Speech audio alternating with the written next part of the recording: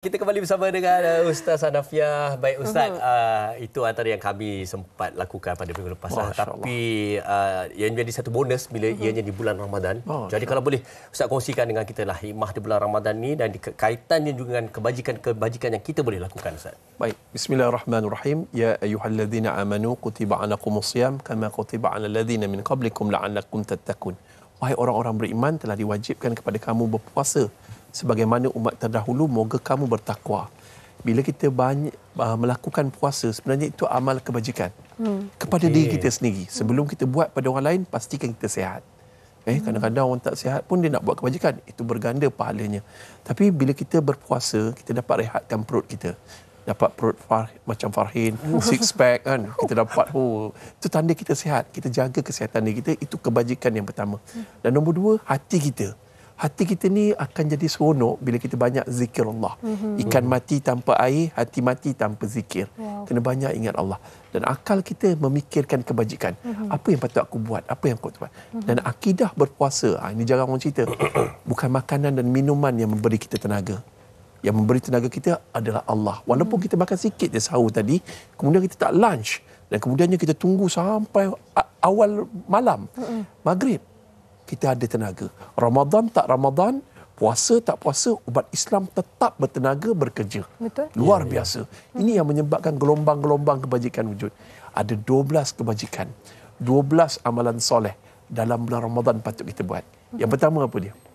Zikir. Zikir ni kebajikan. Bulan ni kita banyak zikir. Ada orang tak boleh puasa, tapi dia zikir. Zikir kebajikan yang besar.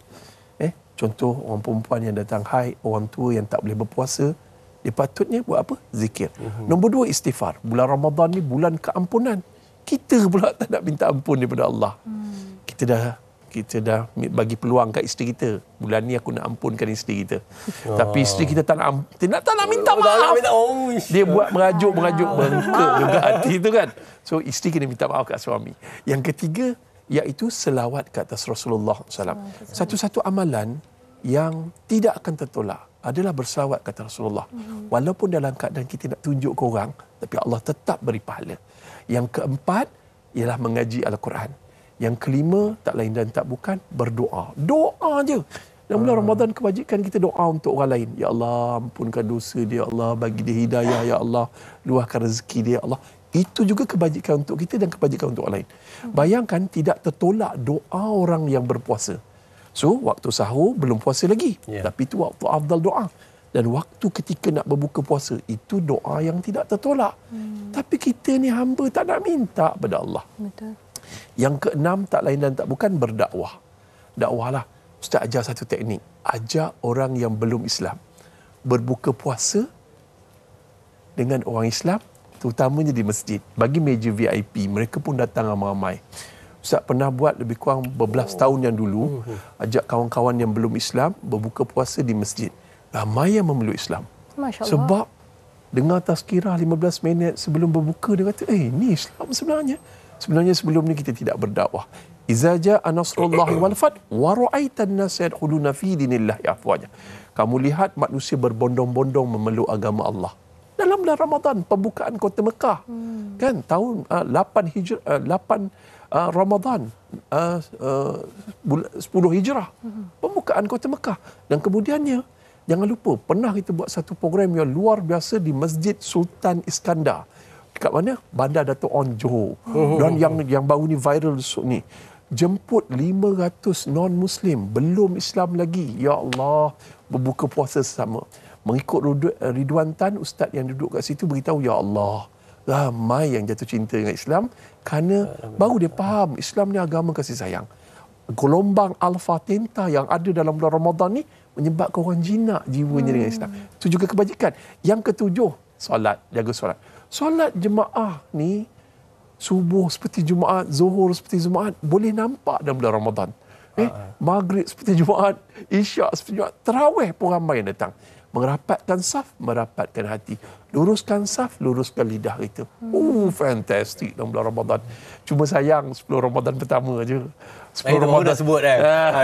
Dah susut lah. Mungkin tengah-tengah tu dia macam pause sekejap. Lepas tu 10 malam terakhir. 10 Ramadan. Dalam masa yang sama pula 10 Ramadan yang solat ni, qada lah. Sebab satu amalan fardu digandakan pahala 70 fardu, satu amalan sunat. Janganlah kita gaduh-gaduh. Walaupun kita dah buat solat qada, subuh qada subuh, zuhur qada zuhur, asar qada asar, isyak qada isyak, masa solat tarawih kita solatlah dengan imam. Baik. Sebab satu amalan sunat digandakan fardu. Yang ini paling dahsyat. Yang ni yang buat tadi. Bersedekah. Sedekah dalam bulan Ramadan pahala yang paling besar. Kerana Nabi kata seafdal-afdal sedekah dalam bulan Ramadan. Macam tadi sedekah yang luar biasa. Iaitu menjamu orang berbuka puasa. Masuk satu hadis Nabi Muhammad SAW. Barang sesiapa yang menjamu orang berbuka puasa, pahala seumpamanya tanpa mengurangkan pahala orang yang berpuasa. Bayangkan kita jamu 100 orang berbuka puasa. Kita dapat pahala 100 puasa. Masya Allah. Campur pahala kita 101 puasa. Kita perlukan 3 bulan lebih. 100 hari berpuasa. Seorang diri. Larat ke kita? Tak ada larat. Sebab tu kita kena jadi geng tamak pahala dalam bulan Ramadan. Kita tak kisah. Aku nak jamu orang berbuka puasa. Jamu. Dan yang seterusnya pergi hospital tadi. Ziarah. Ziarah ni. Kita ziarah orang sakit. Apa pahala je? Barang siapa yang ziarah orang yang sakit waktu pagi, maka didoakan oleh 70,000 para malaikat. Daripada pagi hingga petang. Dan orang siapa yang ziarah petang, didoakan 70,000 para malaikat. Daripada petang ni pagi besok. Kita kadang-kadang sakit. Jumpa ustaz minta jampi air. Minta ni apa semua. Ustaz, jampi-jampi elok penyakit orang tu. Sedangkan ustaz pun manusia biasa. Kita ustaz bukan malaikat. Banyak buat dosa. Tapi tuan-tuan, Allah makbulkan doa. Tapi bayangkan ini doa malaikat yang tak pernah buat dosa. Mustahil tertolak. Ziarahlah hospital. Hospital ni ya Allah, besar pahala dia. Orang yang kena ziarah tu pun seronok je. Ada orang TV3 datang, ada wanita hari ni datang, seronok dia. Ziarah juga pusat-pusat tahfiz, ziarah juga anak-anak yatim, fakir, miskin. Tapi jangan lupa ziarah mak dan ayah. Adik-beradik, pakcik-pakcik kan.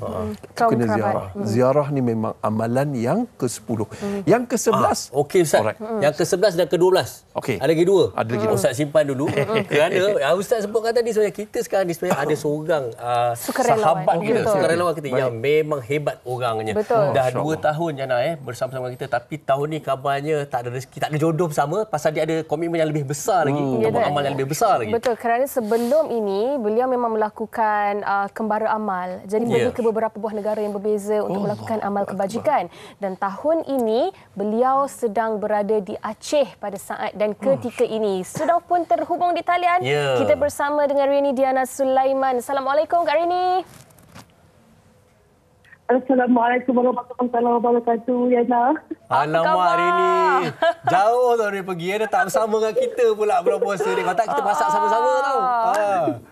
Okey, jadi Rini boleh ceritakan apa program di sana dan apa khabar naik kembara amal yang berlaku di Aceh sekarang ni bersama Rini ni. Assalamualaikum Farid dan Juliana dan Ustaz Nasi. Pertama kalinya saya ingin mengucapkan terima kasih di atas kesempatan ini. Seperti tahun-tahun sebelumnya, saya memang tidak sentiasa datang ke Aceh untuk memasak kepada orang-orang yang kata orang tu yang lebih yang kurang begitulah. Okay? Cuma kita tulis tahun ini pada bulan Ramadan, macam kata Ustaz, kita kena tamak pahala kan. Jadi kita dah identify kampung, madrasah, rumah anak yatim. Dengan masa yang kita ada ni, setiap hari kita akan masak untuk tempat yang berbeza-beza. Seperti pada hari pertama, kita masak untuk madrasah dalam 200 orang. Lepas tu hari kedua di kampung yang sebenarnya kampung yang penduduknya terselamat apabila tsunami tu mereka berlari ke bukit, di atas bukit. Jadi penduduk kat situ ialah mereka yang terselamat daripada musibah tsunami. Dan yang terakhir sekali iaitu semalam kita masak di rumah anak yatim. Sebab setiap lokasi tu ada permintaan daripada mereka yang juga menyumbang untuk masak di sana. Masya Allah, Kak Rini, kalau yang nak tengok kan sekarang ni dalam paparan ni kan, sebenarnya ramai juga yang orang kata turun padang bersama-sama untuk melakukan amal kebajikan ni. Ini geng-geng dari Malaysia ke ataupun orang tempatan di sana ni? Okay. Tim saya dalam 15 orang sebenarnya. Ramai. Dari Malaysia. Kita dah plan hampir sebulan untuk datang. Mereka memang amazing lah. Masya Allah. Kita masak tu memang tanpa rasa. Memang kita orang tu pedih besar otak juga lah. Tapi Kak Rini, untuk baik, untuk setiap hari tu masak dalam berapa kawah makanan tu, untuk berapa packs tu, berapa orang tu? Okey, paling minimum is 200 pack. 200 pack, Masya Allah. Yes. Tapi kan, lauk-lauk ni semua atas permintaan ni. Macam hari pertama kita masak nasi minyak ni memang atas permintaan orang Aceh. Masya Allah. Sebab dia dah pernah rasa kan. Tapi Kak Rini, setelah 2 tahun kan tidak melaksanakan kembara amal ni kan, tahun ini berkesempatan untuk mula kembali. Macam mana perasaan tu? Masya Allah. Sebenarnya bila cakap ni memang nak nangis lah. Because diorang memang tunggu kan saat ni. Kita memang nangis dulu lah sebelum apa-apa pun. Sebab mereka pun sangat susah.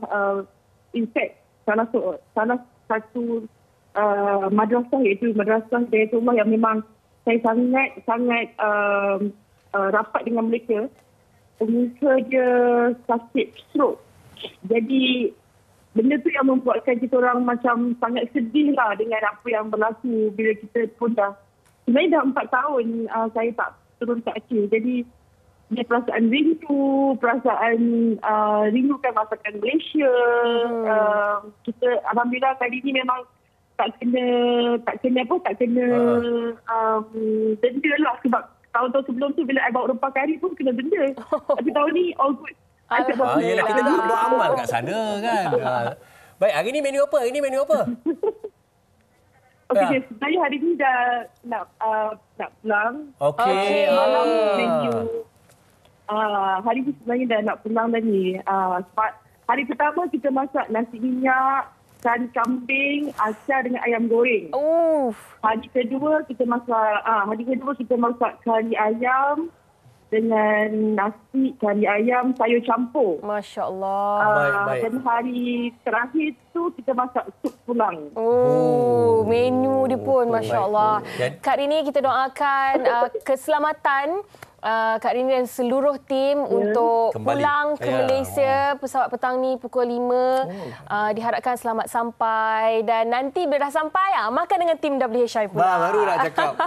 Baik, Rini dan juga sampaikan salam saya kepada semua tim dan juga terlatih jaga diri dan insyaAllah panjang umur kita boleh berjumpa. Terima kasih sekali lagi Rini atas perkongsian bersama dengan wanita hari ini. Assalamualaikum.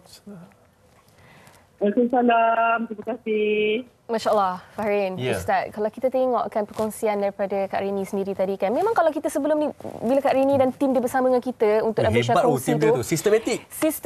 Lepas tu makanan tu memang masak berkawah-kawah, sedap. Dia jangan cakap lah. Tapi saya rasa kemanisan dalam memberi tu kan, Ustaz. Mungkin Ustaz boleh ulas sikit. Kemanisan dalam memberi terutamanya dalam bulan puasa ni. Kita memberi zahirnya macam kepada orang. Sebenarnya kita memberi itu berbalik pada diri kita. Apa yang kamu beri, lakukan kebaikan itu sebenarnya untuk kamu. Sebab tu bila orang beri, dia bahagia. Betul. Dalam sebuah ayat Al-Quran yang berbunyi, tak silap Ustaz, 274 Al-Baqarah. Yang maksudnya, mereka yang bersedekah waktu siang ataupun malam, terangan ataupun sembunyi, maka balasannya di sisi Allah. Allah akan cabut daripada orang tersebut perasaan duka cita, perasaan takut dan juga perasaan bimbang yang melampau. Ini penyakit-penyakit hati tau. Kadang-kadang orang kaya tapi sebab dia kedekut, dia tak nak bersedekah, dia tak nak apa, hati dia kacau gila. Aku ni banyaknya, bolehkah aku raya depan ni, duit aku dah banyak keluar ni, dia tak. Tapi orang yang bersedekah, dia tengok orang yang makan tu gembira. Bayanglah Kak Rini, ya Allah, 250 orang berbuka puasa dengan juadah yang mereka sediakan. Dia dapat 250 puasa. Pahala puasa ni apa dia? Pahala puasa. Malaikat tak boleh catat. Itu antara aku dengan hamba-Ku.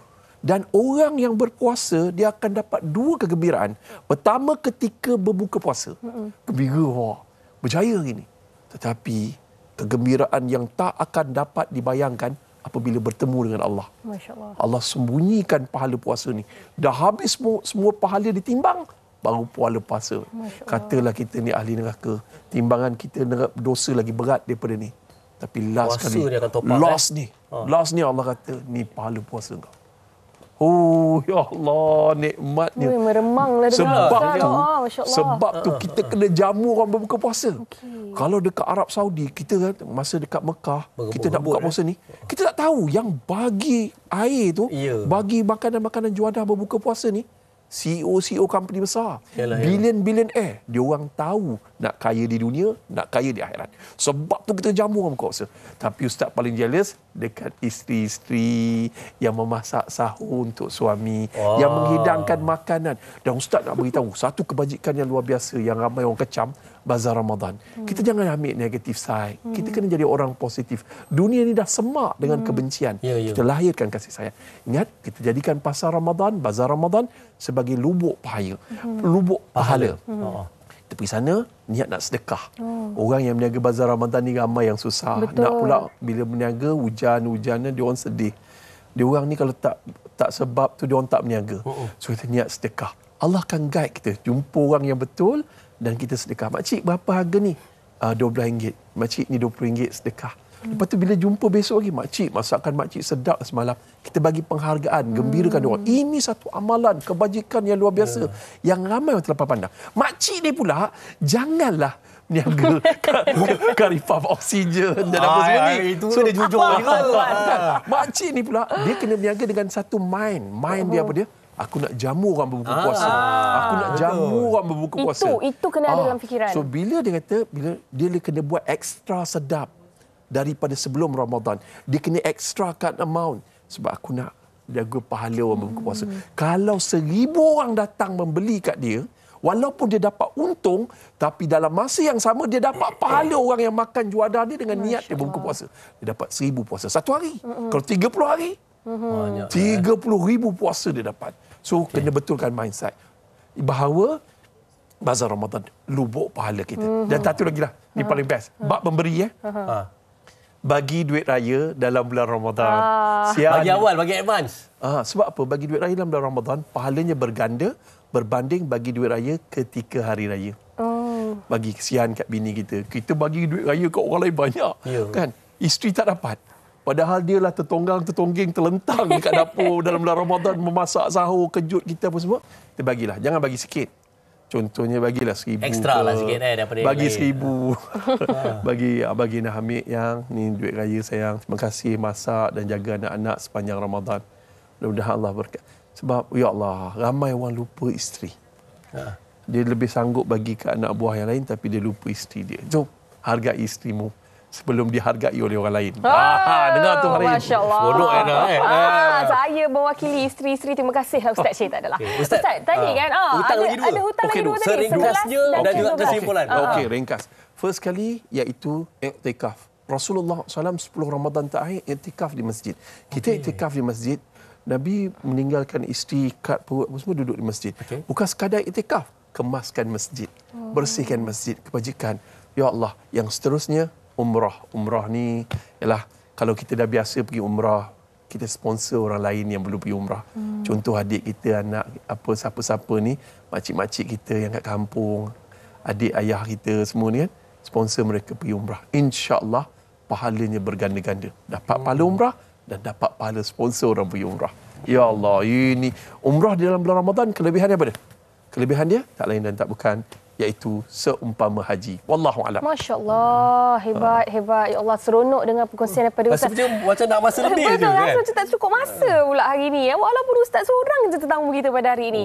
Ustaz, terima kasih banyak-banyak atas perkongsian, atas ilmu, dan semoga apa sahaja yang Ustaz kongsikan pada hari ini dapat kita praktikkan dan amalkan dalam berbaki 16 hari sahaja lagi di bulan Ramadan tahun ini. Saya nak mendengar cerita daripada Ustaz, saya tak puas pasal saya rasa macam saya harap ini sampai kepada penonton wanita hari ini untuk kita terus rasa bersemangat, untuk tergerak hati kita. Masih banyak lagi baki hari di bulan Ramadan ni untuk kita terus membuat segala amal yang dah diberikan tips-tips oleh Ustaz tadi. Terima kasih sekali lagi Ustaz Hanafiah Malik atas perkongsian pada hari ini. Dan kepada anda, jangan ke mana-mana, kita nak berhenti berehat seketika, kembali selepas ini di Wanita Hari Ini.